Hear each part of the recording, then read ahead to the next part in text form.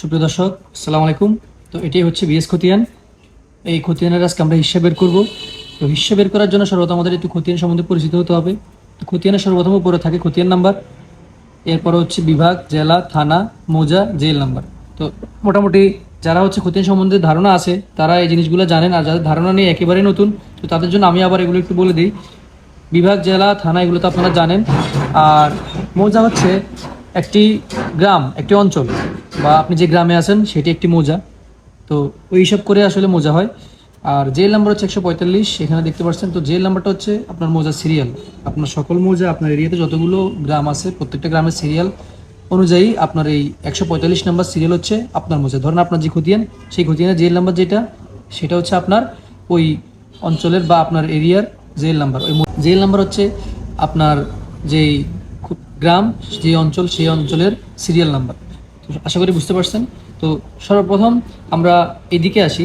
এদিকে আসলে দেখতে পাচ্ছেন এখানে লেখা আছে মালিক, অকৃষি, প্রজা, এই যে যাদের নাম ও ঠিকানা। তো এখানে যে খতিয়ানে মালিক তাদের নাম থাকে, নাম ঠিকানা থাকে।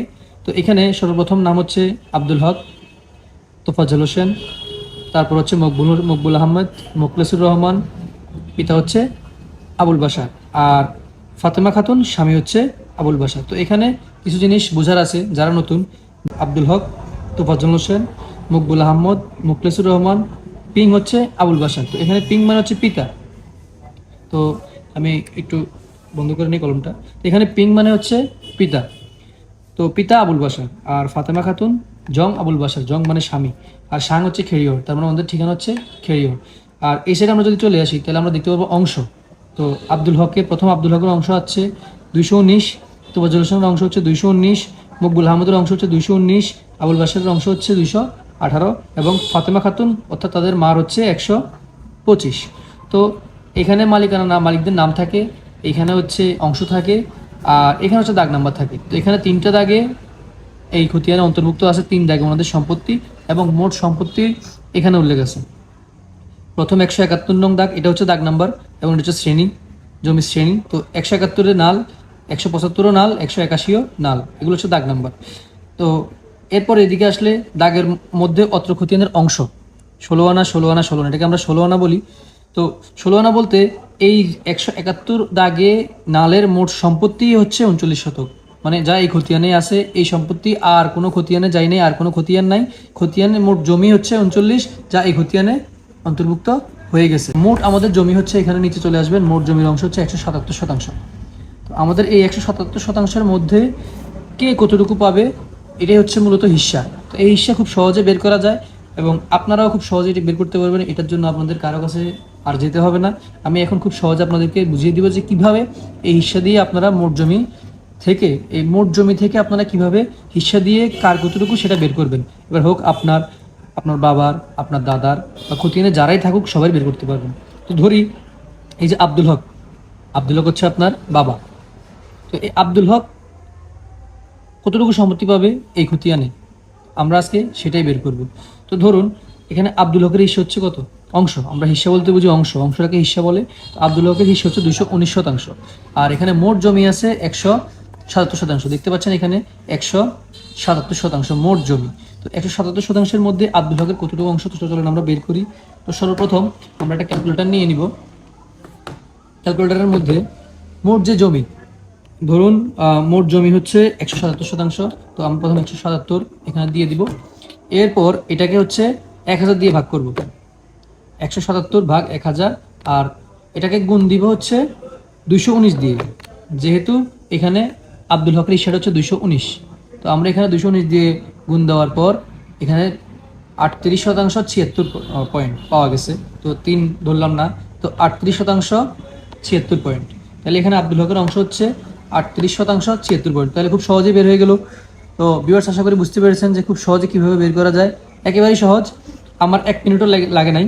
তো আবার আমি দেখে দিচ্ছি, 177 মোট সম্পত্তি ভাগ হচ্ছে 1000, আর গুণ হচ্ছে আব্দুল হকের যে 219 হিস্সা, 219 সরি 219, 177 ভাগ 1000 গুণ হচ্ছে 219, এই হচ্ছে 38 শতাংশ 76 পয়েন্ট। তাহলে মোট খতিয়ানে আব্দুল হক পাচ্ছে 38.76 38.76%। আচ্ছা, এবার প্রশ্ন আসতে পারে, অনেকে প্রশ্ন করতে পারেন যে আব্দুল হকে মোট খতিয়ানের এই 177 অংশ থেকে পাচ্ছে হচ্ছে 38.76 তাহলে আব্দুল হক এখানে তো দাগ 3টা, তাহলে 3 দাগে সে কতটুকু পাচ্ছে। তো সর্বপ্রথম বিষয় হচ্ছে আমি এখানে 177 দেখিয়ে দিলাম, 177 থেকে কীভাবে উনি কতটুকু পায়।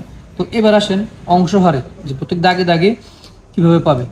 এখানে হিসাবটা খুবই সোজা, ওইটা হিসাব করছি আমরা 177 দিয়ে, এখন আমরা হিসাব করব 39 দিয়ে, প্রত্যেক দাগে দাগে হিসাব করব। তো যদি আমি 39 হিসাব করি তাহলে 39 ভাগ 1000 গুণ হচ্ছে 219, 98 ভাগ 1000 গুণ 219, তারপর হচ্ছে 40 ভাগ 1000 গুণ 219। এই 219টা হচ্ছে এখানের 219, এটা ভুলা যাবে না, এটা মাথায় রাখতে হবে। আর এই যে 1000, আচ্ছা 1000 আমরা কোত্থেকে পেলাম, অনেকের প্রশ্ন আসতে পারে 1000 কোত্থেকে পেলাম। এখানে সম্পূর্ণ জমি যে অংশ, এই 219 219 219 218 125, এটাকে টোটালি যোগ করলে হয় 1000। এটাকে আমরা এই 1000টা আমরা এখানেই ধরি। তো এখানে 1.000 মানে হচ্ছে 16 আনা। তো এখানে যদি যোগ করেন, আমি আবার দেখাই দিই, 219 219 219 219 218 125 1000। তো বিষয়টা বুঝতে পারছেন, এখানে যতগুলো হিস্সা দেওয়া আছে সবগুলো যোগফল আসবে 1000। আর হিস্সা বের করার পূর্বে অবশ্যই এটা যোগ করে নেবেন। অনেক সময় হচ্ছে কি হিস্সাতে ভুল থাকে, এখানে যোগ করলে কিন্তু তখন 1 পয়েন্ট 2 পয়েন্ট বেশি হয়ে যায়, অনেক সময় খতিয়ানে ভুল থাকতে পারে, আগে আপনারা যোগ করে নেবেন। তো এবার আমি যদি এটাকে বের করি, আমি আবার আমার ইয়েতে ফিরে আসি, 39 ভাগ 1000 গুণ 219, তাহলে আমার এখানে আসছে কত, প্রথম দাগে আসছে 39 ভাগ 1000 গুণ 219, আমার এখানে আসতেছে 854 পয়েন্ট, 854 পয়েন্ট, 8 শতাংশ 54 শতাংশ।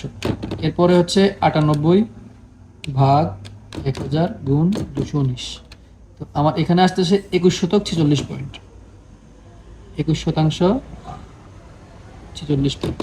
এরপরে যদি আমি 40 হিসাব করি, 40 ভাগ 1000 গুণ 219, সেই 219, তাহলে আমার হচ্ছে 8.76।